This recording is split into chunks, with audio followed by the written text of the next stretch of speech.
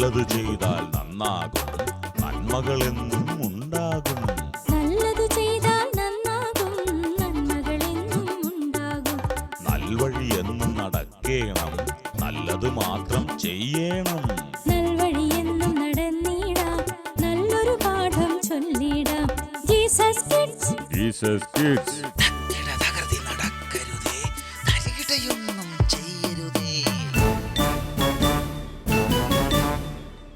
സ്വപ്നം കാണുന്ന കണ്ണുകൾക്ക് ഒരു വർണ്ണവിരുന്ന്, ഭാവന നെയ്യുന്ന മനസ്സുകൾക്ക് ഒരു സർഗജ്യോതി. കാണാം ജീസസ് കിഡ്സ്. മനുഷ്യരും മൃഗങ്ങളും തമ്മിലുള്ള വ്യത്യാസം നമ്മൾ ഒറ്റ നോട്ടത്തിൽ കാണുന്നത് വാലിന്റെ കാര്യത്തിലാണ്. വാലുള്ളത് മാത്രമല്ല, അവരുടെ ചില പ്രകൃതങ്ങൾ കൂടിയാണ് അവരെ മൃഗമാക്കി മാറ്റുന്നത്. അതെന്താ ബ്ലസ് ചേച്ചി? അതെ, ഈ മൃഗങ്ങളുടെ ഒരു പ്രകൃതം എന്ന് പറഞ്ഞാൽ ശക്തി കുറഞ്ഞതിനെയൊക്കെ ഉപദ്രവിക്കും, പിടിച്ചു തിന്നും. ഓ, അതിനാണല്ലേ മൃഗീയത എന്ന് പറയുന്നത്. അതെ അതെ, ആനിമൽ സൈക്കോളജിയിൽ ഇതിന് സാഡിയോഫോബിയ എന്നൊക്കെയാണ് പറയുക. എന്തെന്ത് ഒന്നും കൂടെ പറ. അതെ, ചില കാര്യങ്ങൾ ഒറ്റത്തവണ മാത്രമേ പറയൂ, അപ്പൊ വേണേ കേൾക്കണം. എന്നാലും ഇതല്പം മൃഗീയതയായി പോയി. ഇന്ന് നമ്മൾ മനുഷ്യർക്കിടയിലാണ് ഇത് കൂടുതലുള്ളത്. എങ്കിൽ നമുക്കവരെ കാണാൻ പോകാം. കാട്ടിലെ കൂട്ടുകാർ.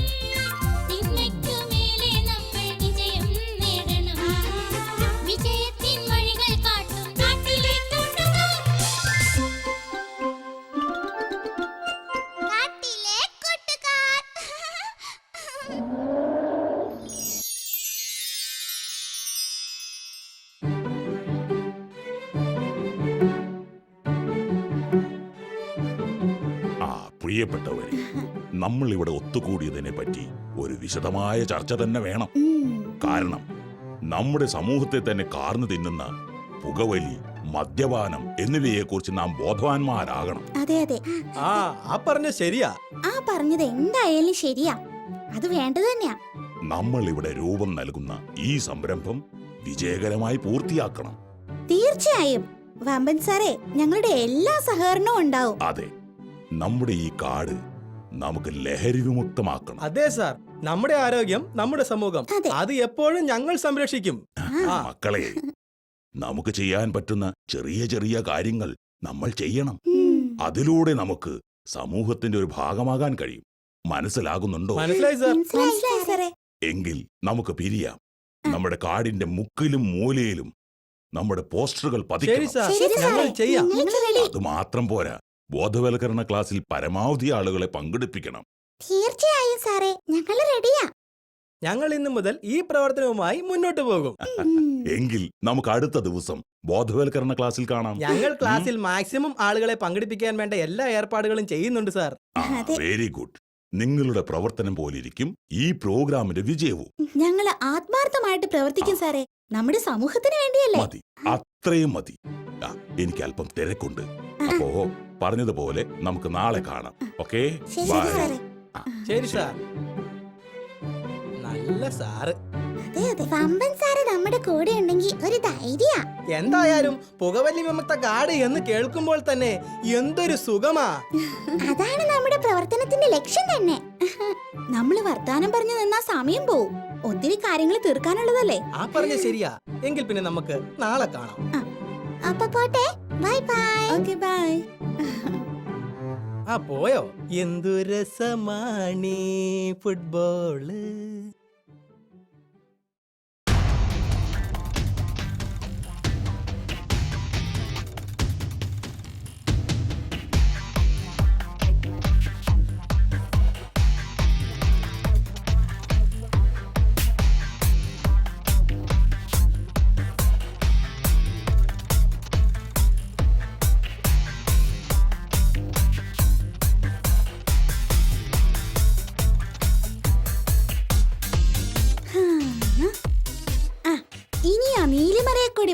ഒട്ടിച്ച ഏകദേശം എല്ലാ സ്ഥലവും കഴിയും. ഓ എന്തായാലും പശ തേച്ച് തേച്ച് മടുത്തന്റെ മോട്ടു.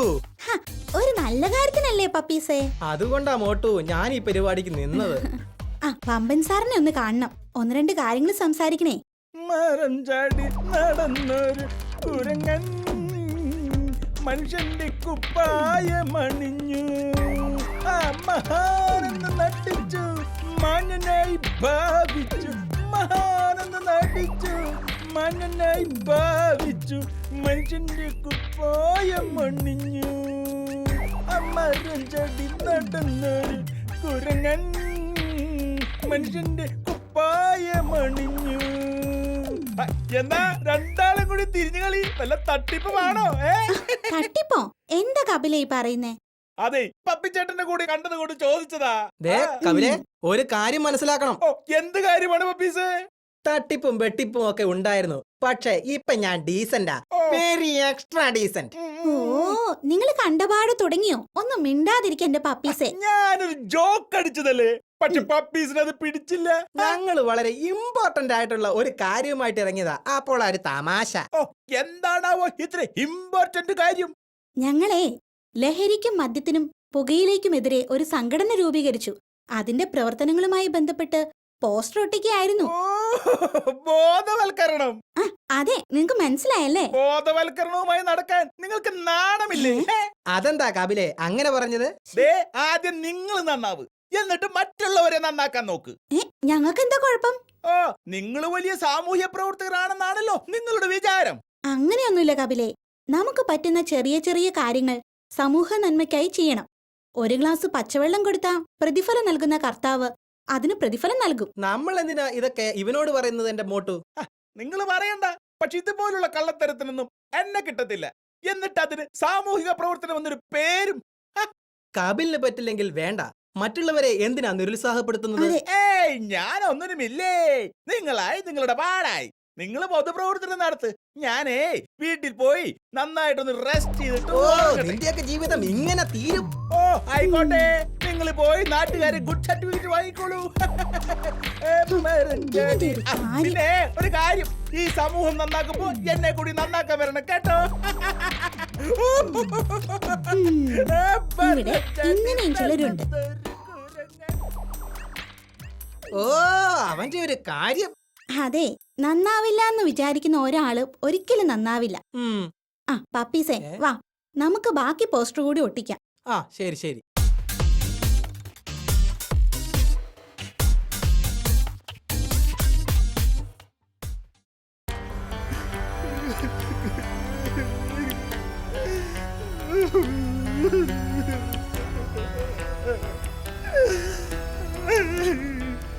എന്നാലും എന്റെ അച്ഛനിങ്ങനെ സംഭവിച്ചു പോയല്ലോ. ഈശ്വരാ, ഇനി എനിക്കാരുണ്ട്? ഞാൻ എന്ത് ചെയ്യും?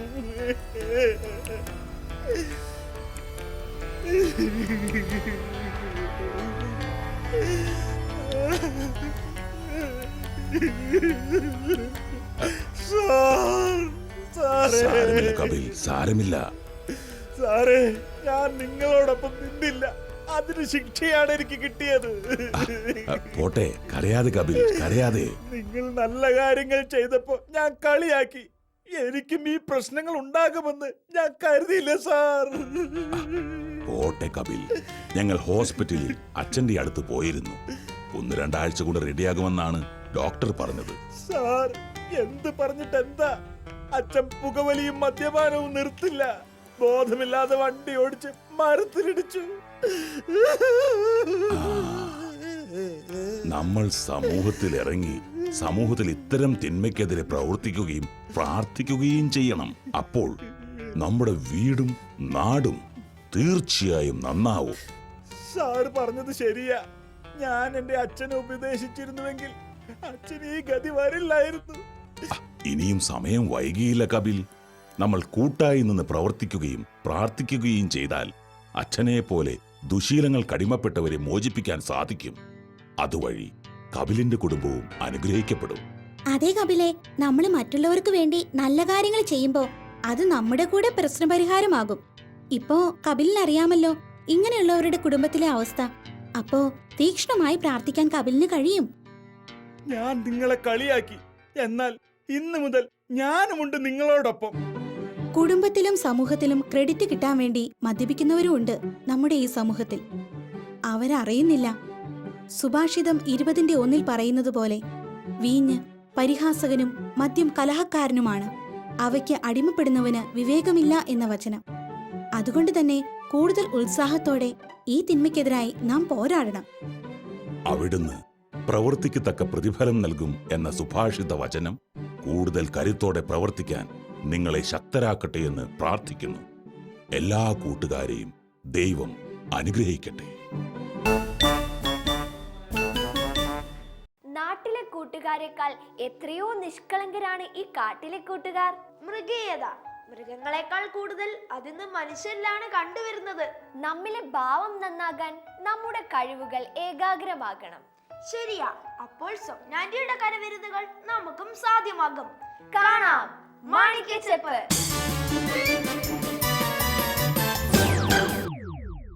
മാണിക്യച്ചെപ്പിലേക്ക് സ്വാഗതം.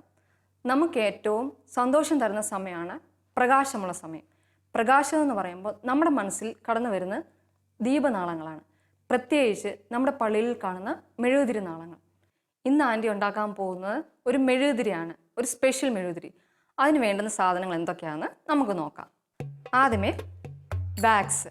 ഇത് പാരഫിൻ വാക്സ് ആണ്. ജെൽ വാക്സ് എന്ന് പറയുമ്പോൾ ജെല്ലി പോലിരിക്കും. അത് കഴിഞ്ഞിട്ട് നമുക്ക് വേണ്ടത് മുട്ടത്തോട്. മുട്ടത്തോടിൻ്റെ നടുഭാഗം നമ്മൾ ഇങ്ങനെ സെൻട്രൽ പോർഷൻ കളഞ്ഞത്. ഇതൊരു സൂചി. ഇതാണ് മെഴുകുതിരിയുടെ നടുക്ക് കാണുന്ന തിരി.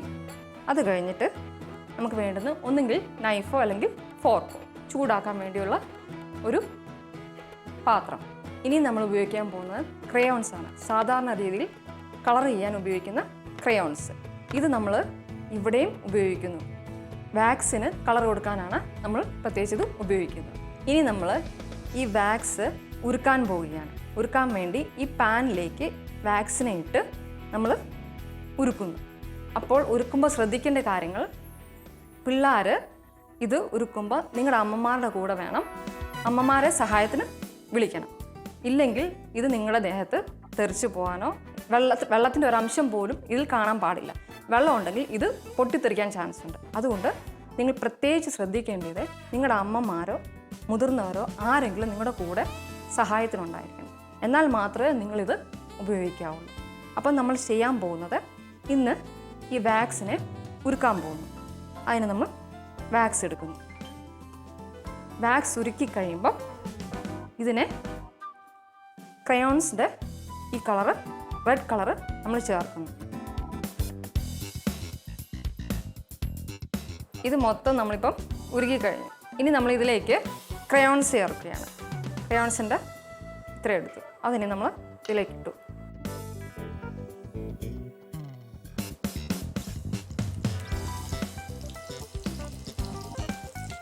ഇതിപ്പോൾ നമ്മൾ ക്രയോൺസും വാക്സും കൂടെ ഉരുക്കിയതാണ്. ഇനി നമ്മൾ ഈ മുട്ടത്തോടിനെ ഈ സൂചി കൊണ്ട് ചെറുതായിട്ടൊന്ന് ഓട്ടയിടും.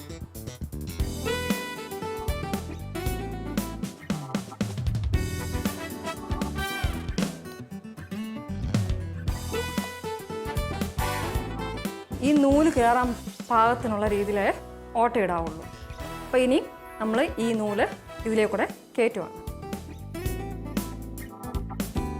ഈ നൂലിനൊരു പ്രത്യേകതയുണ്ട്. ഇത് സാധാരണ നൂലല്ല, നമ്മൾ വാക്സിന് വേണ്ടി മാത്രം ഉപയോഗിക്കുന്ന നൂലാണ്. ഇങ്ങനെ നമ്മൾ ഇത് കയറ്റി, ഈ കയറ്റിയ ഈ വൃക്കിനെ നമ്മൾ ഗോതമ്പും മാവും കൊണ്ട് ചെറുതായിട്ട് അതിൻ്റെ ഹോള് അടയ്ക്കണം. ഇത് അടയ്ക്കുന്നത് എന്തിനാന്ന് പറഞ്ഞാൽ ഈ വാക്സ് ഒഴിക്കുന്നത് പുറത്തോട്ട് ഒഴുകാതിരിക്കാൻ വേണ്ടിയാണ്. ഇങ്ങനെ ഇതിനെ അടച്ചു. നമ്മളിങ്ങനൊരു പാത്രം എടുത്തിട്ട് അതിലേക്ക് രണ്ട് കല്ല് വെച്ച് അതിൻ്റെ നടുക്കൂട്ട് ഈ മുട്ടത്തോടിനെ ഇറക്കി വെക്കുക. ഇനി അതിലേക്ക് ഈ വാക്സ് ഉരുക്കിയത് നമ്മൾ ഒഴിക്കണം.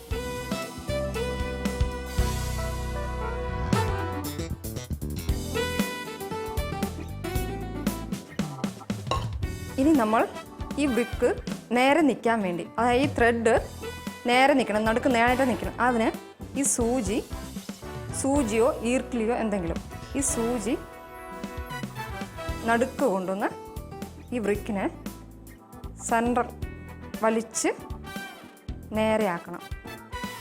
ഇനി എന്നിട്ട് ഇതിനെ ഇങ്ങനെ സെറ്റാകാൻ വേണ്ടി ഇങ്ങനെ ഒരു 1.5 മണിക്കൂർ വെക്കണം.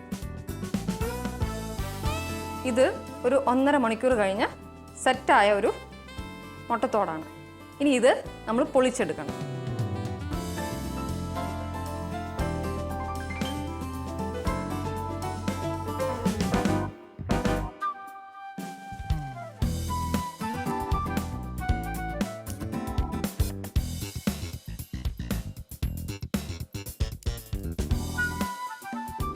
ഇങ്ങനെ മുട്ടത്തോടിൽ നിന്ന് പൊളിച്ചെടുത്ത മെഴുകാണ് ഈ കാണുന്നത്. അറ്റം നമ്മൾ മുറിച്ചെടുക്കാം. അറ്റം ഒന്ന് കട്ട് ചെയ്ത് വെക്കാം. ഇതൊന്ന് ഇങ്ങനെ നിൽക്കണമെങ്കിൽ നമ്മളൊന്ന് ചെറുതായിട്ടൊന്ന് നേരെ ആക്കി കൊടുക്കണം. ഇനി നമ്മൾ ഈ തിരിയുടെയും കൂടെ കുറച്ച് കട്ട് ചെയ്യും. അപ്പം നമ്മുടെ മെഴുകുതിരി റെഡിയായി. ഈ മെഴുകുതിരി നമുക്ക് പല രീതിയിൽ ഡിസൈൻ ചെയ്യാൻ പറ്റും. സീക്വൻസ് ഒട്ടിച്ചും ഇതുപോലെ കളർ ചെയ്തും ഒക്കെ ഉപയോഗിക്കാൻ പറ്റും. പരിശുദ്ധാത്മാവ് നമ്മുടെ ഇടയിലേക്ക് എഴുന്നള്ളി വന്ന് തീനാളങ്ങളുടെ രൂപത്തിലാണ്. അപ്പോൾ നമ്മുടെ പ്രാർത്ഥനയിലും ഓരോ മെഴുകുതിരി നമ്മൾ കത്തിക്കുന്ന കാര്യം എപ്പോഴും ഓർക്കണം. എപ്പോഴും നമ്മുടെ പ്രാർത്ഥനയിൽ നമ്മുടെ സ്വന്തമായിട്ടുള്ള ഇങ്ങനെ മെഴുകുതിരികൾ ഉണ്ടാക്കി നമ്മൾ ഉപയോഗിക്കുകയാണെങ്കിൽ നമ്മുടെ മനസ്സിനും സന്തോഷം കിട്ടും, നമ്മുടെ പ്രാർത്ഥനയ്ക്കും ഫലം.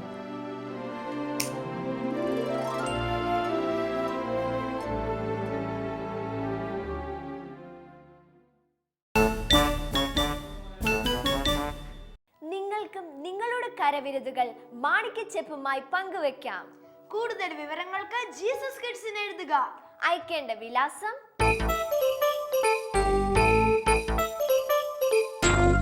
ഞങ്ങളുടെ വിലാസം: the producer, Jesus kids, Shalom TV, Peruvannamuzhi PO, Kozhikode. Pincode 673528. പുതുമ നിറഞ്ഞ പുതിയ എപ്പിസോഡുമായി വീണ്ടും വരുന്നത് വരെ, വീണ്ടും തമ്മിൽ കാണുന്നത് വരെ പ്രാർത്ഥനാ മംഗളങ്ങൾ.